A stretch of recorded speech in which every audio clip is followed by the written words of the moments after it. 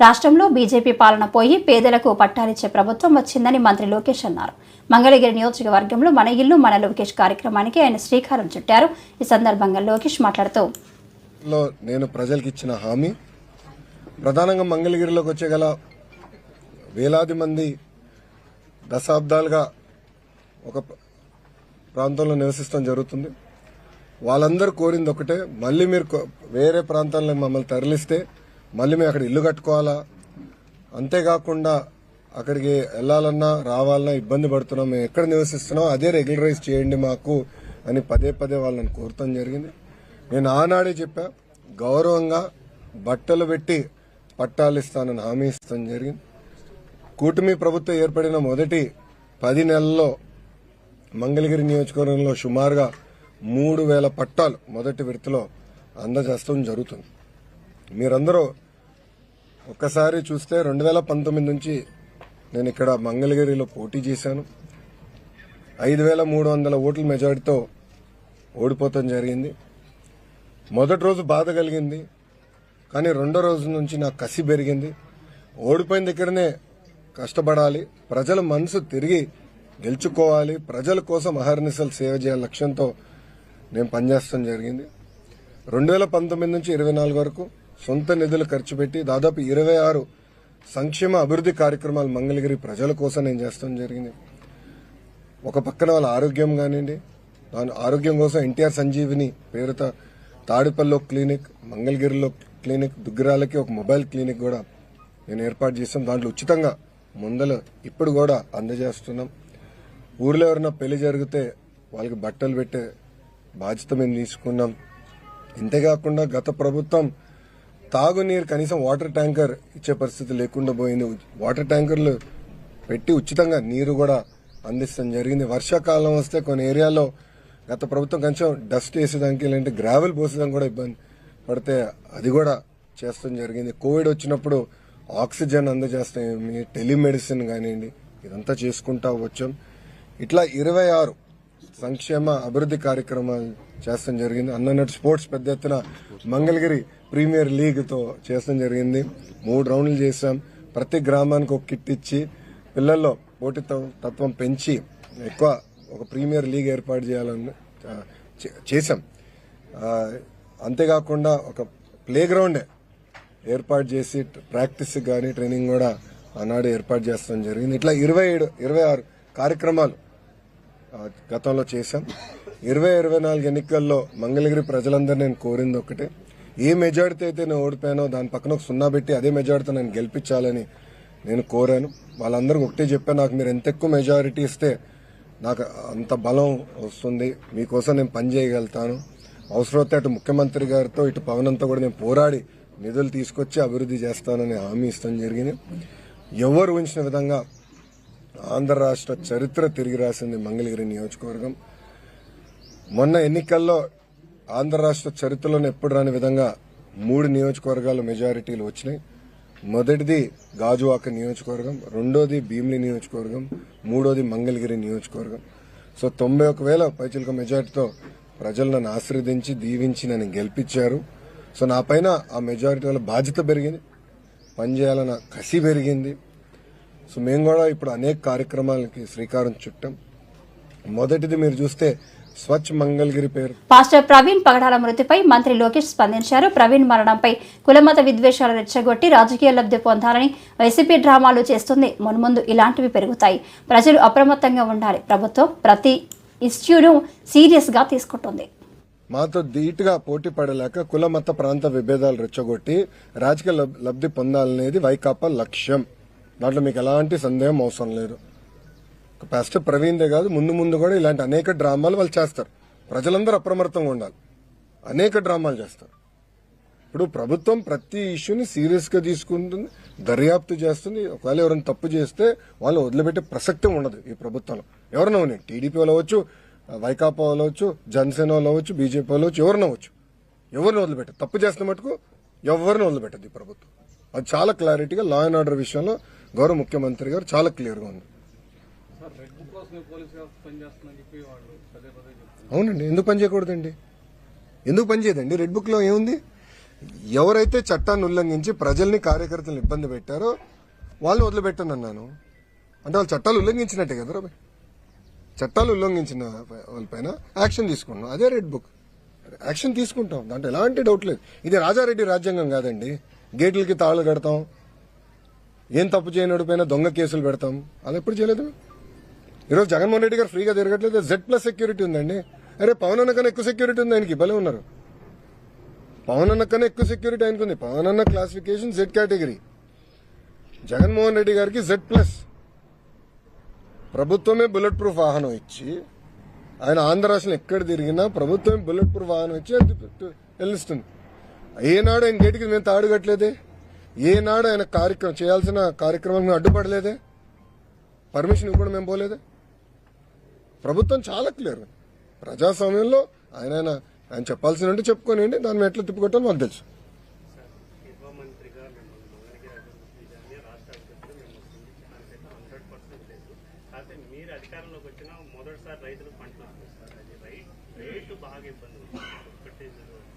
అన్న ఇప్పుడు మీరు చూస్తే వరి తీసుకుంటే, వరి విషయంకి వస్తే, ఒక్క నిమిషం పూర్తి చేయను. వరి విషయం తీసుకుంటే గత ప్రభుత్వం పెట్టిన బకాయిలన్నీ చెల్లించాము. మన ప్రభుత్వం కొనుగోలు చేసినంత డబ్బులు ఇచ్చేస్తాం జరిగింది. ఇప్పుడు మిరప ఉంది, కొన్ని వేరియంట్స్ కి తక్కువ వస్తున్నాయి, కొన్ని వేరియంట్స్ కి ఎక్కువ వస్తున్నాయి. అది కేంద్ర ప్రభుత్వం ఇంటర్వెన్షన్స్ 11,500 కింద చేశాను. పసుపు నేను మానిటర్ చేస్తున్నాను. నేను పర్సనల్ గా పసుపుని నేను మానిటర్ చేస్తున్నాను. ఈ 2-3 రోజులు ఆర్టికల్స్ కూడా నేను చూశాను. అది నేను మొత్తం మానిటర్ చేస్తున్నామా. దానికి ఒక కమిటీ వేశారు. అంటే మనోహర్ గారు, అచ్చెన్నాయుడు అన్న, వీళ్ళందరూ కూర్చుని వాళ్ళు కోఆర్డినేట్ చేస్తున్నారు. ఇది ప్రతి కేబినెట్ మీటింగ్ లో కూడా మేము డిస్కస్ చేస్తున్నాం. రైతులు నష్టపోకుండా చూసుకునే బాధ్యత ఎన్డీఏ ప్రభుత్వం తీసుకుంటుంది. ఏసీబీ అధినేత జగన్ పై ఎమ్మెల్యే పరిటాల సునీత సంచలన వ్యాఖ్యలు చేశారు. పరిటాల రవి హత్యలో జగన్ పాత్ర ఉంది. ఆ కేసులో సిబిఐ ఆయన్ను విచారించింది అని అన్నారు. సునీతమ్మ దీంట్లో 8 కోట్లు తీసుకుంది అన్నారు. నేను ఛాలెంజ్ చేస్తున్నాను తోపు బ్రదర్స్ కి. నా కుటుంబం ఇట్లా పెట్టే కుటుంబం కానీ చేయి చాపే కుటుంబం పరిటాల కుటుంబం కాదని ప్రతి ఒక్కరికి కూడా తెలుసు. నేను 8 కోట్లు నేను తీసుకుని నేను నీ ఆత్మసాక్షిగా నువ్వు చెప్పగలవా అని తోపు వాళ్ళని కూడా నేను అడుగుతున్నా. అది ఒక ఎత్తు, అది ఆ రకంగా రాజకీయంగా కూడా తీసుకోపోయినారు. దానికి నాకు ఎటువంటి సంబంధం లేదు. దాంతో ప్రకారం మళ్ళీ ఇంకొక ఆయన అంటాడు, చిన్న తోపు రెండో తోపు వచ్చాడు. జేసీబీ నైట్ టైం వెళ్ళినప్పుడు మళ్ళా సునీతమ్మ ఏమన్నా జేసీబీ పంపించిందా మా ఇల్లు పగలు కొడతారని భయంతో ఆందోళన చెందుతాడారంటారు. తోపు బ్రదర్స్ ఒకటే చెప్తున్నా, జేసీబీ పంపించి ఇల్లు తోపియాలంటే హైదరాబాద్ లో ఉండే నీ బంగ్లా తోపిస్తారు కానీ ఇక్కడుండే నా కార్యకర్తలు కానీ ఇక్కడుండే పబ్లిక్ కాదని ప్రత్యేకంగా వాళ్ళకు కూడా నేను హెచ్చరిస్తున్నా. ఇల్లు లేదని దొంగేడుపులు ఏడుస్తారు. హైదరాబాద్ లో బిల్డింగులు ఉన్నాయి. ఆ బిల్డింగులతో ఏమన్నా జేసీబీ సౌండ్ వింటే సునీతమ్మ ఏమన్నా పంపించిందేమో నువ్వు భయపడతావు కానీ ఇక్కడ ఉండే ప్రజలు ఎవరూ భయపడరు. తమ్ముడు మేము చెయ్యేసుకొని ప్రశాంతంగా నిద్రపోతారని వాళ్ళకు కూడా నేను ప్రశాంతంగా నిద్రపోతారని వాళ్ళకు కూడా నేను తెలియజేస్తున్నా. దాంతోపాటు ప్రతి ఒక్కటి రాజకీయం చేసేది తోపు బ్రదర్స్ కు ఒక అలవాటు. ప్రభుత్వం ఉన్నప్పుడు ఒక రకం చేస్తారు, గవర్నమెంట్ లేనప్పుడు ఇంకొక రకంగా తోపు వాళ్ళు ప్రజలందరినీ రెచ్చగొట్టేది మనం అందరికీ కూడా తెలుసు. నిన్న మొన్న ఏ మీటింగ్లు పెట్టినా ఏ ప్రెస్ మీట్లు పెట్టినా ఒకటే చెప్తా అంటారు, టీవీ బాంబు గురించి మాట్లాడతారు. టీవీ బాంబు గురించి మాట్లాడినప్పుడు కార్ బాంబు ఎందుకు గుర్తు రాలేదు ఆమెకి? ఇక్కడున్న మా అమాయకులైన ఒక ప్రెస్ సోదరులు అక్కడ దాదాపు 24 మందిని పొట్టను పెట్టుకునింది. అది మీరు కాదా? మరి ఇది మాట్లాడినప్పుడు అది ఎందుకు మాట్లాడలేకపోయినారని నేను కూడా వాళ్ళని అడుగుతున్నా. దీనిలో మాట్లాడేకేమో ఏదో పరిటాల కుటుంబం వీళ్ళని ఇబ్బంది పెట్టి టీవీ బాంబు పెట్టి బలి చేసిందంటారు. మరి అక్కడ కారు బాంబు పెట్టింది ఎవరయ్యా? దాంట్లో కూడా మీరు ముగ్గురు కొద్ది రోజులు జైల్లో కూడా ఉండొచ్చినారు. ఒక్కసారి మీరు కూడా గుర్తు పెట్టుకున్నారు కూడా నేను తెలియజేస్తున్నా. అదే కాకుండా ఎవరో ఒక ఆయన శుక్రవారం వస్తాడంట పరామర్శించేదానికి. ఆయనకు కూడా ఒకటే చెప్తున్నాం, మా జిల్లాలో కారు బాంబు, టీవీ బాంబులు అనేటువంటి మర్చిపోయారు. మళ్ళీ మీ వాళ్ళు గుర్తు చేస్తున్నారు. ఆ వచ్చే ఆయన కూడా ఏం చెప్పంటే సూట్ కేస్ బాంబు గురించి కూడా ఒక్కసారి మాట్లాడి నా మండలంలో కూడా అడుగు పెట్టాలని ప్రత్యేకంగా మాజీ సీఎం గారు కూడా నేను చెప్తున్నా. ప్రతి ఒక్కటి కూడా మీరు రాజకీయం చేస్తే మా దగ్గర కూడా రాజకీయం చేయడానికి మేము కూడా సిద్ధంగా ఉన్నాం.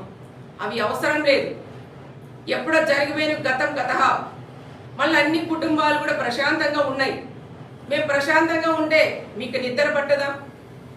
ఈరోజు గంగల భానుమతి గారు కానీ, కనుముక్కల చెన్నారెడ్డి కూతురైన ఉమా గారు కానీ, మా కుటుంబం కానీ, మా 3 కుటుంబాలు ఈరోజు ప్రశాంతంగా ఉన్నాం. ఎందుకంటే ఆ రోజు జరిగిన దాంట్లో 3 కుటుంబాలు బలైన తర్వాత మా కుటుంబాల పరిస్థితి 4 గోడల మధ్యలోనే మేము ఎన్ని ఇబ్బందులు పడినాం, ఎన్నిసార్లు ఏడ్చుకున్నాం, మా పిల్లలను పట్టుకుని ఎంత బాధపడినాం, ఏ రకంగా మా పిల్లలు మేము పెంచుకున్నాం అనేది మీకు తెలియదయ్యా. అది మాకు తెలుసు. ఒక పూట తిని ఒక పూట లేకుండా మా కుటుంబాలు మేము పెంచుకున్నాం. మా పిల్లల్ని చదివించుకున్నాం. నా కుటుంబంలో నా 3 పిల్లలు ఉన్నారు. నా కొడుకులు 2 నా కూతురు చదివించుకున్నాం. నా కొడుకు ఈరోజు రాజకీయాల్లోకి వచ్చాడు. చిన్నవాడు వచ్చి బిజినెస్ చేస్తున్నాడు. నా కూతురు వచ్చి డాక్టర్ చదువుతాను చేసింది. అదే భానుమతి కొడుకు కూడా జాబ్ చేస్తూ ఉంటాడు అబ్బాయి. తిరుమలలో తరచూ చట్ట వ్యతిరేక కార్యక్రమాలు జరుగుతూనే ఉన్నాయని వైసీపీ నేత భూమన కరుణాకర్ రెడ్డి మండిపడ్డారు. తిరుమల కొండపై 4 సార్లు ఎర్రచందనం పట్టుకున్నామని, మద్యం, గంజాయి విచ్చలవిడిగా దొరికాయన్నారు. శివరావు అనేటువంటి ఒక లోకేష్ గారి పిఏ, ఆయన గారు పిఎస్ టు సిఎంఓ అన్న పేరుతో ప్రతిరోజు దాదాపు 10 నుంచి 12 ఉత్తరాలు పంపిస్తూ వాటికంతా కూడా విఐపి దర్శనాలు ఏర్పాట్లు చేస్తూ ఇంకా అనేక రకాలైనటువంటి సేవా దర్శనాలన్నీ కూడా ఏర్పాటు చేయటం అన్నది చాలా రెడ్ హ్యాండెడ్గా దొరకటం జరిగింది. అంటే ఒక మంత్రికే రోజుకు ఒక లెటర్కు మించి 6 మందికి మించి దర్శనం ఇవ్వము అని ప్రకటించినటువంటి కూటమి ప్రభుత్వంలో నారా లోకేష్ గారు అనేటువంటి ఒక మంత్రి పిఎస్ టు సిఎంఓ అన్న పేరుతో రోజుకు 10 నుంచి 12 లెటర్లు దర్శనానికి పంపిస్తున్నారంటే, మా కాలంలో ఏమో విపరీతమైనటువంటి విఐపి దర్శనాలు చేసినారు అని చంద్రబాబు నాయుడు గారు, పవన్ కళ్యాణ్ గారు మాట్లాడినారు.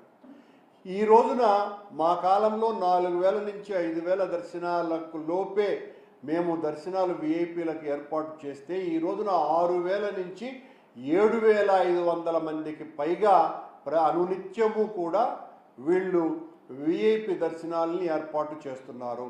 అందులో కూడా వీళ్లకు కావలసినటువంటి, వీళ్లకు సేవ చేసినటువంటి వాళ్ళకే ఈ విఐపి సిఫార్సు దర్శనాలను చేస్తున్నారు. అంటే ఎంత అరాచకంగా వ్యవహరిస్తున్నారు ఒక దర్శనాల విషయంలోనే అని చాలా స్పష్టంగా దీన్ని బట్టి చూస్తే అర్థమవుతుంది.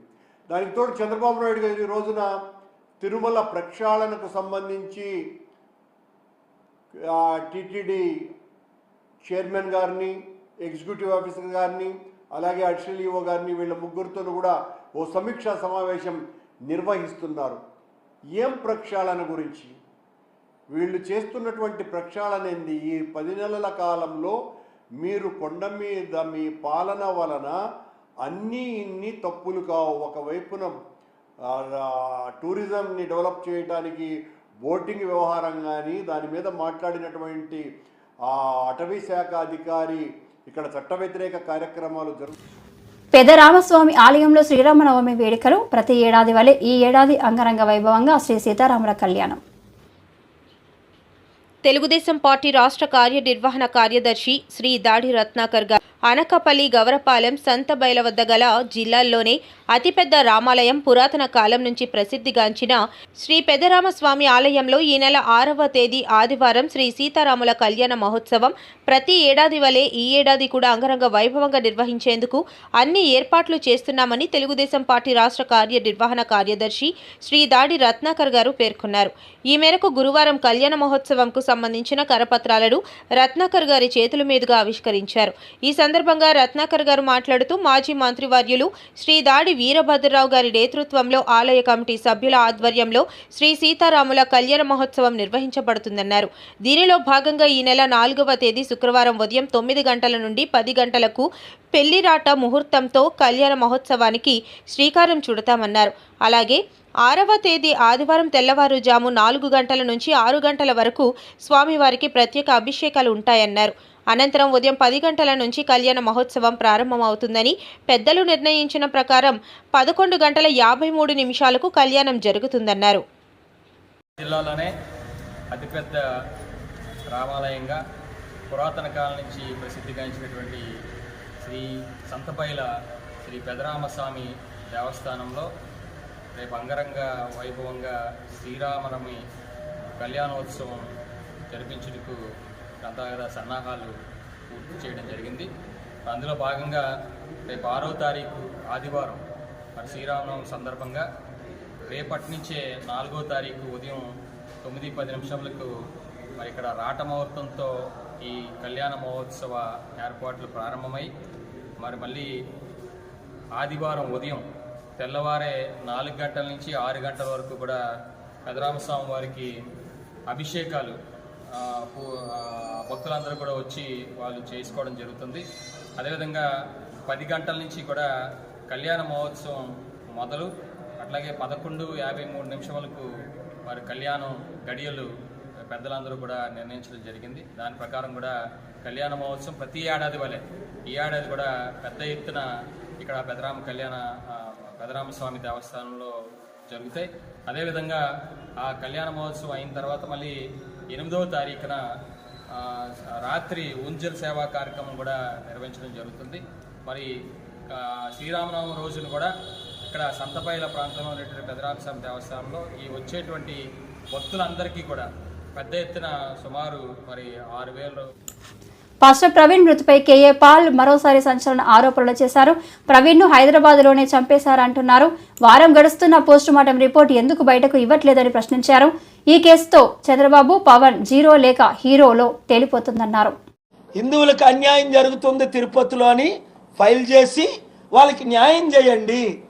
క్రైస్తవ పాస్టర్లు చర్చిలు నడుపుకుంటున్నారు, ముస్లిం ములానాస్ మాస్కులు నడుపుకుంటున్నారు. ఈ 1000 కోట్లు ఆస్తున్న ఈ TV5 నాయుడిని ఎందుకు మీరు టీటీడీ చైర్మన్గా పెట్టారు? చంద్రబాబు నాయుడు గారు 1000 కోట్లు ఏమవుతున్నాయి? లక్షల కోట్ల ఆస్తి ఏమవుతుంది? తక్షణమే ఆయన్ని మీరు తీసేయండి టీటీడీ చైర్మన్గా. ఆపమంటున్నాడు లైవ్ ఒక ఆయన్ని. ఓయ్ మీరు నేను మాట్లాడుతుండగా ఆయన గురించి మాట్లాడని వీళ్ళు లైవ్లు ఆపి, వీళ్ళ గురించి మాట్లాడని వాళ్ళు లైవ్లు ఆపితే నష్టపోయేది మీరే, నేను కాదు. ప్రపంచం అంతా చూసారా, ఆయన ఇలా బట్టన్ నొక్కాడు వెంటనే లైవ్లు నడుస్తుంటే ఆపి. సత్యం మాట్లాడుతున్నా దమ్మున్నాడు. చాలా ఛానళ్ళు ఉన్నాయి దమ్ము. ఈ మధ్యన కొత్త పుట్టుకొచ్చాయి. దేవుడు వారిని ఇంకా దీవించుగాక. వాళ్ళు ఇంకా ధైర్యంగా మాట్లాడుతున్నారు. ఈ మెయిన్ ఛానల్స్ వ్యూస్ పోతున్నాయి. ఎందుకు? వాళ్ళు నిన్న మొన్న ఒకడు పిచ్చోడు, ఆడు పిచ్చి మాట్లాడుతున్నాడు. ఒక యాంకరు కల్పితాలు, నాకు ఐజీఏ ఇచ్చారట. ఓయ్ నీకు ఐజీ ఇచ్చాడా? ఫ్యాబ్రికేటెడ్ ఫోటోలు. నేను ఇన్వెస్టిగేట్ చేశాను. మందు కొన్నది ప్రవీణ్ కాదు, బట్టలు తేడా. వాళ్ళ అక్కే అంటుంది మా లైఫ్లో మా అన్నయ్య మందు తాగలేదు, కొనలేదు. మీరు నిజంగా మందు కొనుంటే 5 రోజులు ఎందుకు ఊరుకున్నారు? 24 గంటలు రచ్చ అయినప్పుడు వెంటనే ఆయన బయటికి తీయాలి కదా. ఆ ఎస్ఐ వెంటనే మాట్లాడాలి కదా. ఈ మందు కొనే వీడియోలు రావాలి కదా. తెలుగు వాళ్ళకి మీరు పువ్వు పెడతారా? ఆంధ్రులు ప్రపంచంలో తెలివైన వాళ్ళు. దానికి ఉదాహరణ నేను. ఇక్కడ పుట్టి ప్రపంచాన్ని శాసించి అమెరికన్ ప్రెసిడెంట్లు నా ముందు నిలబెట్టుకొని, నా మీటింగుల్లో కూర్చోబెట్టుకొని, ఇక్కడ 16 మంది ముఖ్యమంత్రులు, 6 ప్రధానమంత్రులు, 155 మంది ప్రెసిడెంట్లు, మొన్న నవంబర్ 23 సమిట్ మీరు 198 మంది వరల్డ్ లీడర్స్ మీరు చూశారు. ఇక్కడ నాకు హిందువులకి గొడవ పెట్టాలని. ప్రపంచంలో శాంతి దూతని నాకు ఒక్క హిందూ శత్రువు లేరు. ఈ